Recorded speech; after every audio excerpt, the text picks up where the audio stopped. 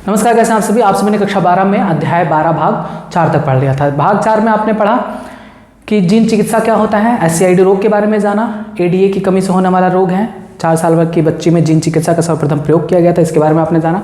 अब आते हैं भाग 5 में, उसके आगे के टॉपिक के बारे में बताएंगे, जो कि है आणविक निदान, जिसे हम कहते हैं मॉलिक्यूलर डायग्नोसिस। मॉलिक्यूलर डायग्नोसिस, देखिए आणविक निदान क्या होता है। जैव प्रौद्योगिकी का माध्यम से हम किसी रोग का पता लगाएं, इसे हम आणविक निदान कहते हैं। जैसे जब कोई व्यक्ति अगर कोई बीमार है, व्यक्ति किसी रोग से ग्रसित है, तो रोग से ग्रसित है तो इसमें रोग का लक्षण उत्पन्न होगा, बुखार आएगा, उल्टी आएगी, दस्त होगा और तमाम लक्षण उत्पन्न होगा। तब ये डॉक्टर के पास जाएगा, डॉक्टर कहेगा कि अब लक्षण उत्पन्न हो गया है, यानी इसके शरीर में इस रोग का जो रोगजनक है, विशिष्ट रोगजनक है,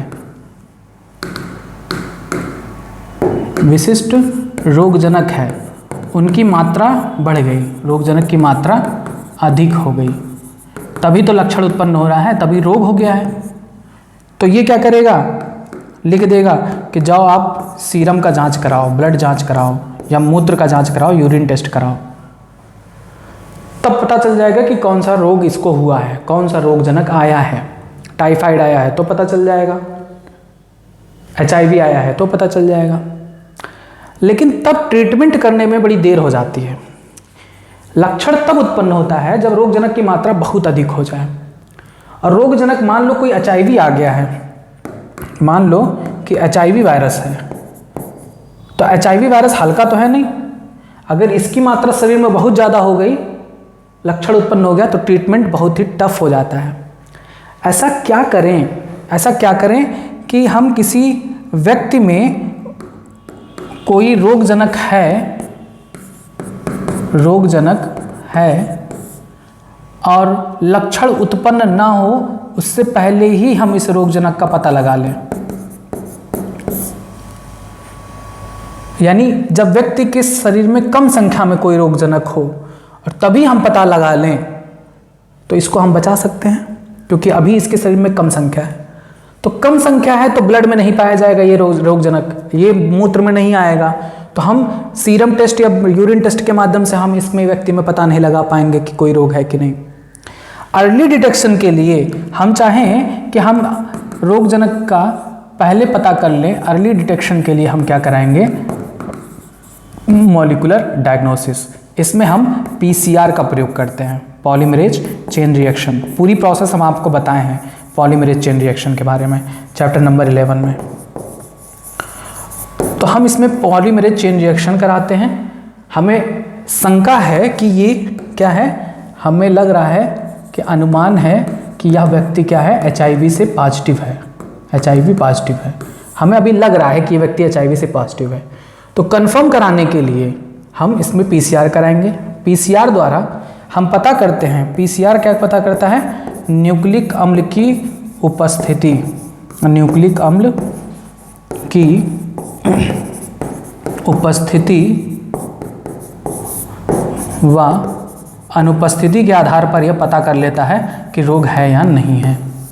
PCR न्यूक्लिक अम्लों की संख्या बढ़ाने के लिए कराई जाती है। तो हम संभावित व्यक्ति से उस ऊतक, उस कोशिका को लेंगे जहां पर हमें अनुमान है कि HIV मिल सकता है। उससे हम उसके न्यूक्लिक अम्ल का PCR करेंगे। PCR करके हम बहुत सारी प्रतियां बनाएंगे, फिर हम टेस्ट करेंगे कि क्या उसमें नॉर्मल न्यूक्लिक अम्ल DNA है या कोई HIV का भी DNA या RNA प्रेजेंट है। तो PCR की मदद से हम किसी व्यक्ति में HIV का पहले ही पता लगा सकते हैं, लक्षण उत्पन्न होने से पहले ही, क्योंकि कम संख्या में है ना। तो PCR के द्वारा हम HIV रोग का पता लगा सकते हैं, ठीक है, HIV का पता लगा सकते हैं। अच्छा, PCR की मदद से ही हम एक और रोग का पता लगा सकते हैं। PCR की मदद से हम कैंसर का भी पता लगा सकते हैं, कैंसर का पता लगा सकते हैं। कैसे? कैंसर में मुख्यतः कैंसर किसकी वजह से होता है, उत्परिवर्तन के द्वारा, उत्परिवर्तन। उत्परिवर्तन कहाँ होता है? डीएनए में।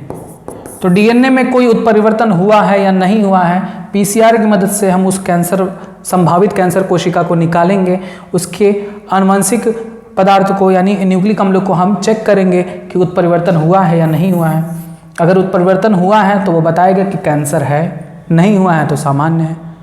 तो हम विभिन्न प्रकार के रोगों का, जैसे एचआईवी, कैंसर, इन सभी का अर्ली डिटेक्शन पीसीआर की मदद से कर सकते हैं।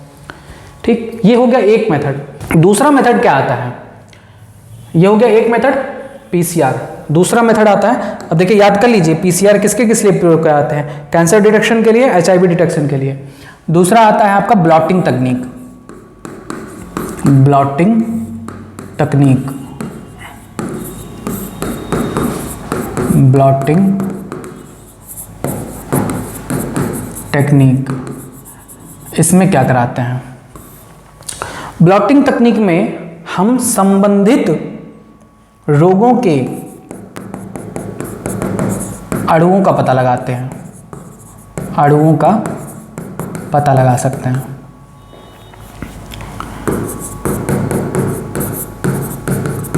हम डीएनए का पता लगा सकते हैं, आरएनए का पता लगा सकते हैं, प्रोटीन का पता लगा सकते हैं, या कोई कार्बोहाइड्रेट है किसी भी रोग के जिम्मेदार, उसका हम पता लगा सकते हैं। अब ब्लॉटिंग तकनीक से क्वेश्चन सिर्फ इतना आता है कि कौन सी ब्लॉटिंग तकनीक किस अणु के डिटेक्शन में प्रयोग की जाती है, बस, ज़्यादा नहीं जानना है। तो मैं आपको बता दे रहा हूँ, आप उसको याद कर लीजिए। आप चाहो तो एक ट्रिक से याद कर सकते हो। ट्रिक है आपका सदन रोपेक, बस इतना याद कर लो। सदन से आप सा लिख दो, दा से डी लिख दो, ना से एन लिख दो, रा से आर लिख दो, ओ आ रहा है, रो में आपका डब्ल्यू भी आता है, आर ओ डब्ल्यू रो, तो यहाँ पर आप ओ छोड़ दो, डब्ल्यू लिख लो। पी आ रहा है, पी लिख लो। ई आ रहा है, पेक, पे में ई आ रहा है, ई लिख लो। का से सी लिख लो। अब देखो, सा से हो जाएगा southern, southern blotting, southern blotting. Southern blotting किसके लिए कराया जाता है? डी, यानी सदर्न ब्लॉटिंग होता है डीएनए की पहचान के लिए। क्लियर है बात? एन से देखिए northern blotting, northern blotting. Northern blotting किस लिए कराया जाता है? For the detection of RNA के पहचान के लिए। देखिए एन के सामने आर दिया हुआ है, ठीक है। नॉर्दर्न ब्लॉटिंग कराते हैं आरएनए की पहचान के लिए। नेक्स्ट देखिए, डब्ल्यू दिया है, डब्ल्यू होता है वेस्टर्न, दिशाओं के नाम पे सब कुछ रखा गया, वेस्टर्न ब्लॉटिंग। वेस्टर्न ब्लॉटिंग किसके लिए कराते हैं? देखिए सामने क्या दिया हुआ है, पी, पी मतलब प्रोटीन, प्रोटीन के लिए कराते हैं। उसके बाद देखिए ई दिया हुआ है, ई मतलब ईस्टर्न, सब दिशा, चारों दिशा हो गए, ईस्टर्न ब्लॉटिंग।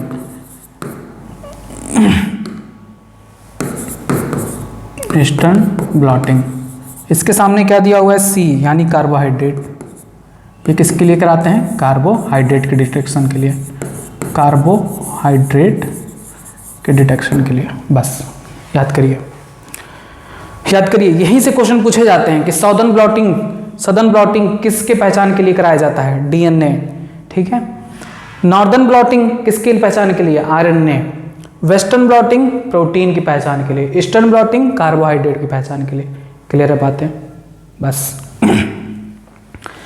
ये हो गया रोगों की पहचान में हम जैव प्रौद्योगिकी का प्रयोग किस प्रकार से कर सकते हैं। इसके बाद एक महत्वपूर्ण और आता है एलिसा, एलिसा टेस्ट। इसे इंग्लिश में कहते हैं एंजाइम, सही से लिखते हैं, एंजाइम लिंक्ड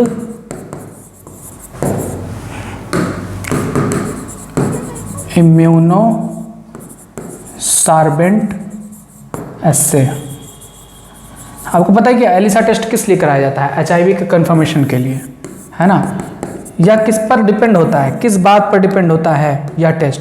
यह टेस्ट डिपेंड करता है प्रतिजन व उससे संबंधित प्रतिरक्षी की उपस्थिति पर। ELISA test. एलिसा टेस्ट प्रतिजन और प्रतिरक्षी के बेसिस पर क्लियर करता है कि रोग है या नहीं। मान लो कोई HIV है, प्रतिजन पहचान लिया HIV है कंफर्म। अगर HIV नहीं मिल पा रहा है तो इससे संबंधित अगर प्रतिरक्षी इस शरीर में है तो प्रतिरक्षी की उपस्थिति के आधार पर भी ये कंफर्म कर देगा कि कौन सा रोग है। क्लियर, ये एलिसा टेस्ट हो गया। इसके बाद आता है आपका जैव प्रौद्योगिकी में प्रयोग मोनोक्लोनल एंटीबॉडीज बनाने में। आइए देखते हैं ये मोनोक्लोनल एंटीबॉडी क्या होता है। मोनोक्लोनल एंटीबॉडी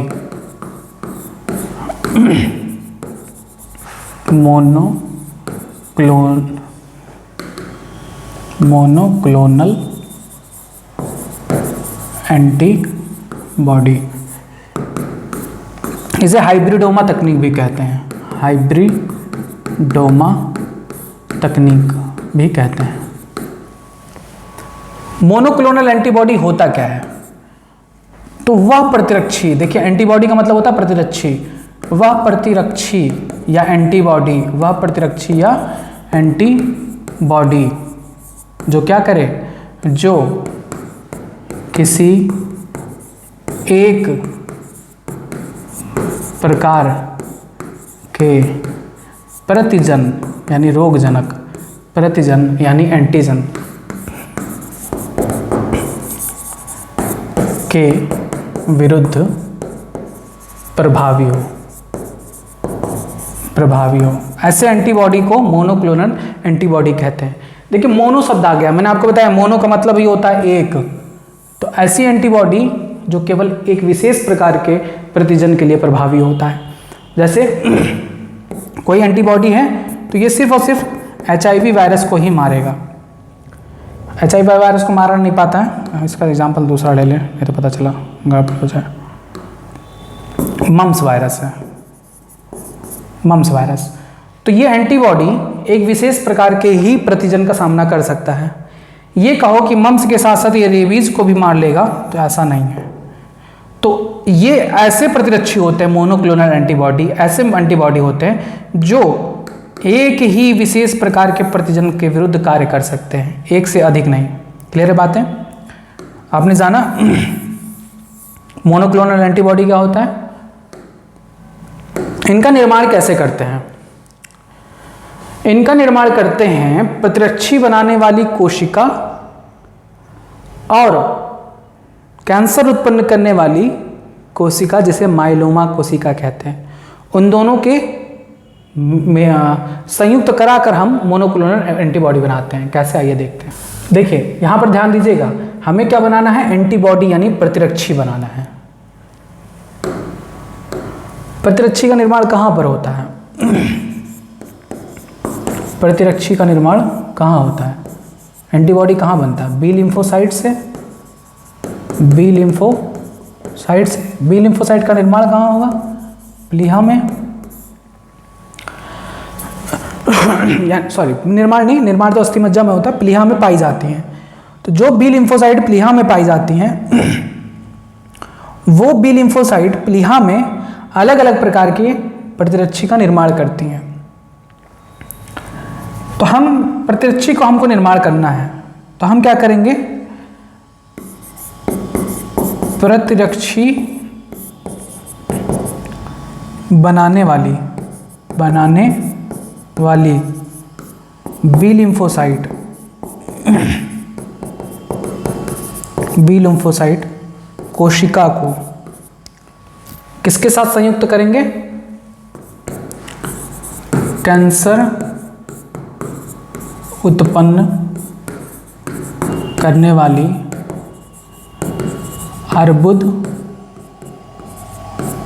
अर्बुद यानी ट्यूमर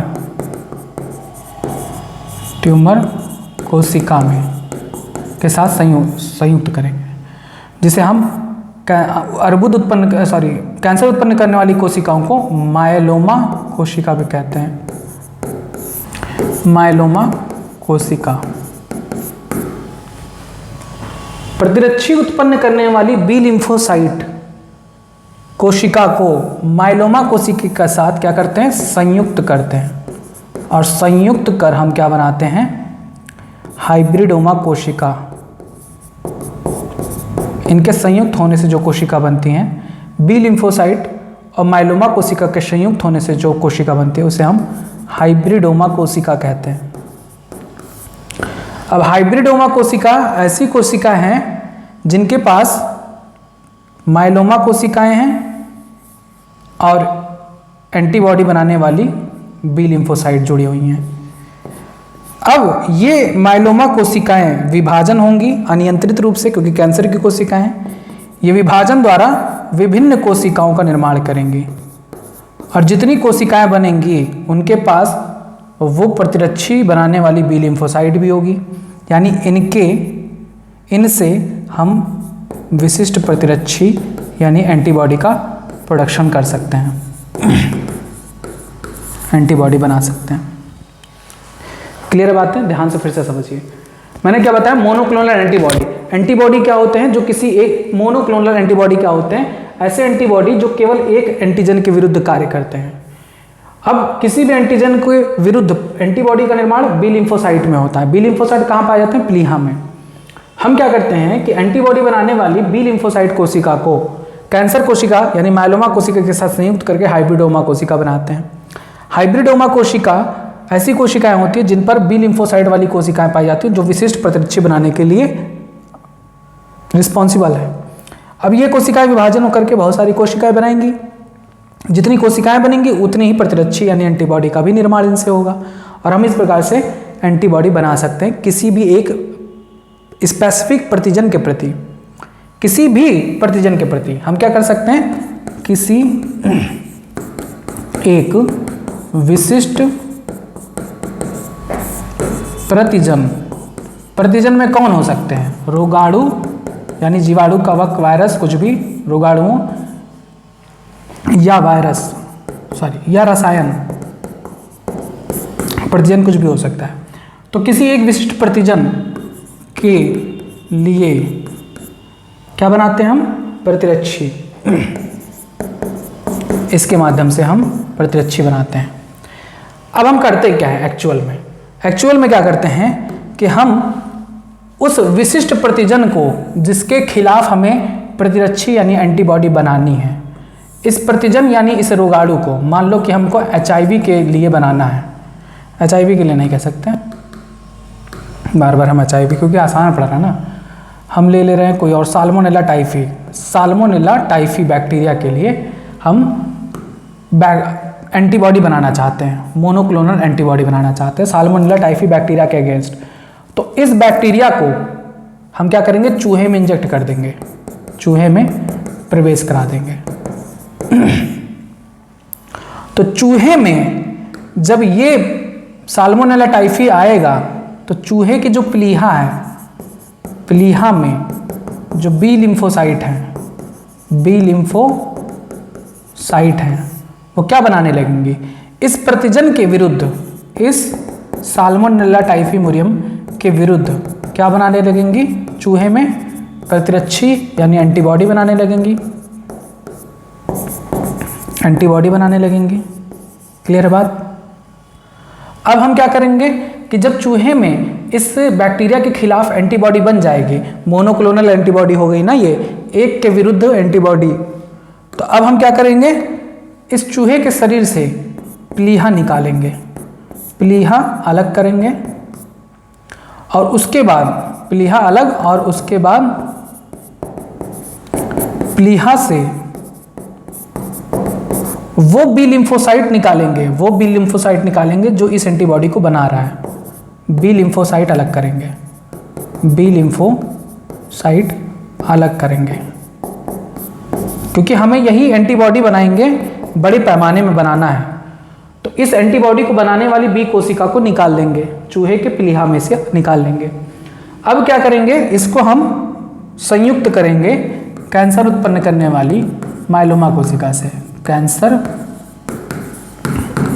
उत्पन्न करने वाली माइलोमा कोशिका से संयुक्त करेंगे। यानी ये बी लिम्फोसाइट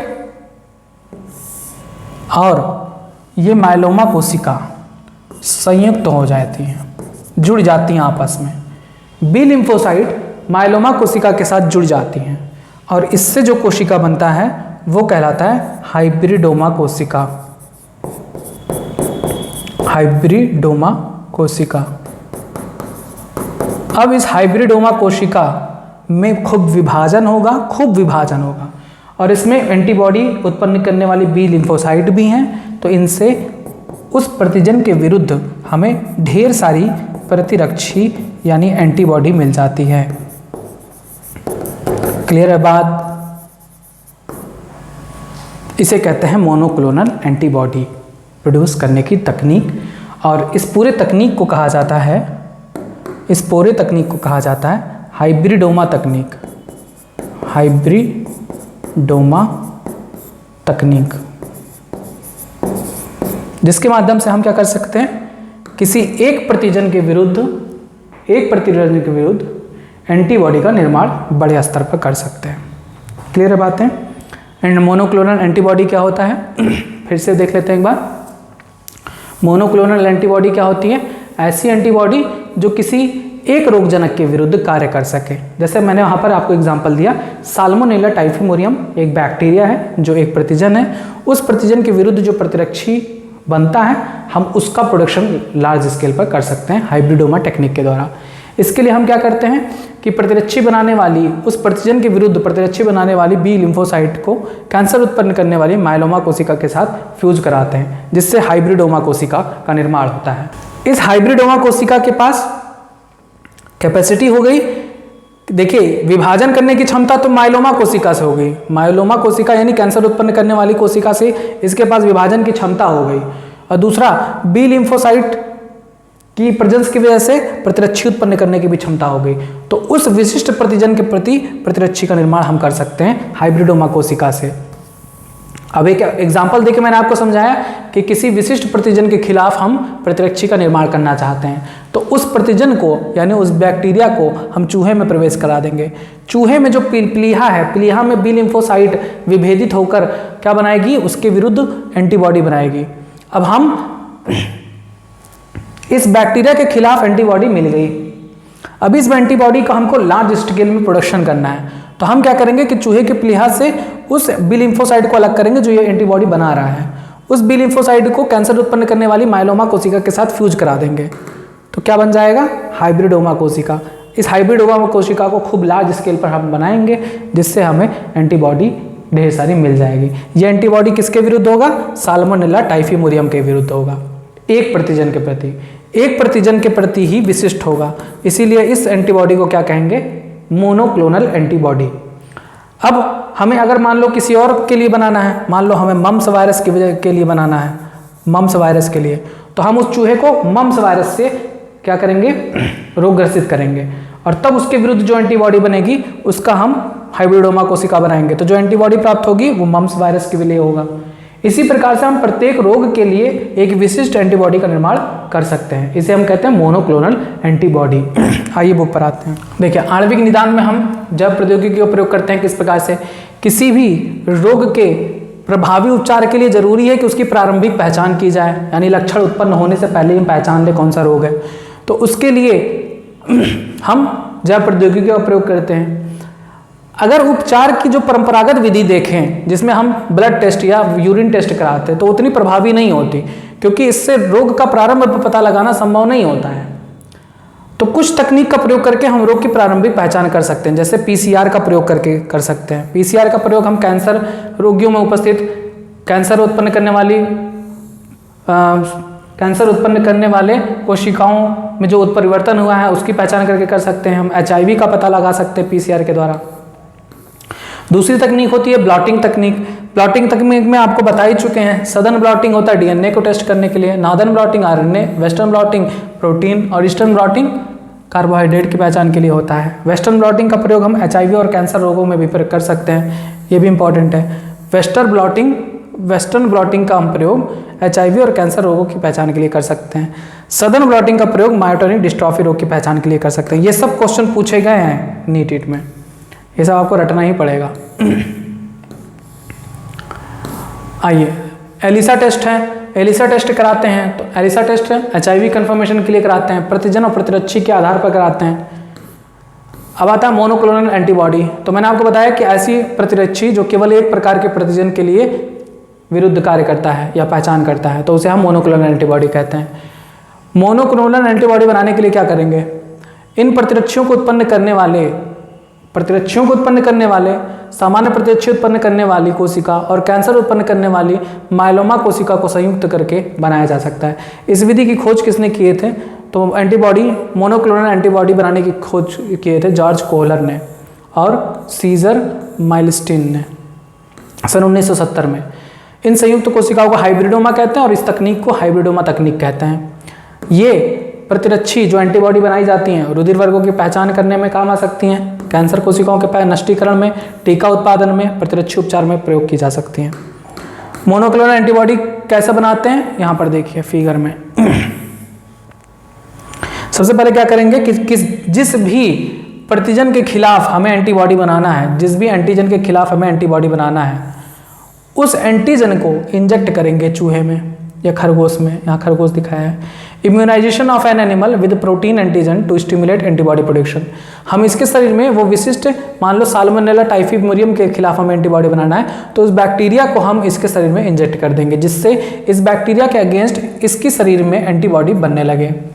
जब एंटीबॉडी बनने लगेगी तो हम उसके शरीर से वो कोशिका निकालेंगे जिससे एंटीबॉडी बन रही है। कौन सी, antibody secreting B cells, B lymphocyte को हम आइसोलेट करेंगे, निकालेंगे।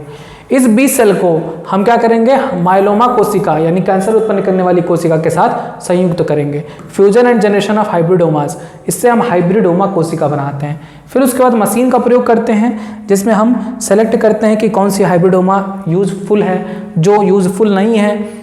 देखिए कोई ज़रूरी नहीं है कि प्रत्येक बी सेल माइलोमा कोशिका के साथ जुड़े, कुछ बी सेल माइलोमा कोशिका के साथ नहीं जुड़ेंगी, तो उनको हम छांटेंगे।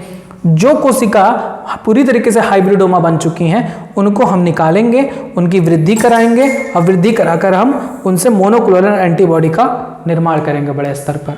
ठीक, यही प्रोसेस पूरी कहलाती है मोनोक्लोनल एंटीबॉडी का।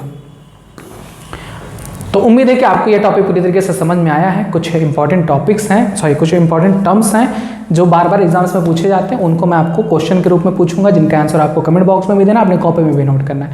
वही सारी चीज़ें रिपीट होकर आपसे पूछी जाएंगी। सबसे पहला मेरा आपका इस टॉपिक से रिलेटेड क्वेश्चन है, PCR का प्रयोग कौन कौन से रोगों की पहचान के लिए किया जा सकता है। नेक्स्ट, वेस्टर्न ब्लॉटिंग से हम किसकी पहचान करते हैं। नेक्स्ट, नॉर्दर्न ब्लॉटिंग से हम किसकी पहचान करते हैं। नेक्स्ट, ईस्टर्न ब्लॉटिंग से हम किसकी पहचान करते हैं। नेक्स्ट, सदर्न ब्लॉटिंग से हम किसकी पहचान करते हैं। नेक्स्ट, मायोटोनिक डिस्ट्रॉफी रोग के लिए कौन सी ब्लॉटिंग तकनीक का प्रयोग किया जाता है। नेक्स्ट, HIV डिटेक्शन के लिए कौन से ब्लॉटिंग टेक्निक का प्रयोग किया जाता है। नेक्स्ट, एलिसा टेस्ट किस रोग के परीक्षण के लिए किया जाता है। नेक्स्ट, मोनोक्लोनल एंटीबॉडी किस प्रकार का एंटीबॉडी होता है। नेक्स्ट, हाइब्रिडोमा कोशिका किन किन कोशिकाओं को संयुक्त करके बनाया जाता है। बस इतने क्वेश्चन हैं जिनके आंसर आपको कमेंट बॉक्स में देने हैं। आगे जो भी टॉपिक होगा, इंटरफेरॉन का संश्लेषण या जो भी टॉपिक आपको जल्दी प्रोवाइड कराया जाएगा। तब तक आप जुड़े रहिए यूट्यूब चैनल बायोलॉजी के साथ। धन्यवाद।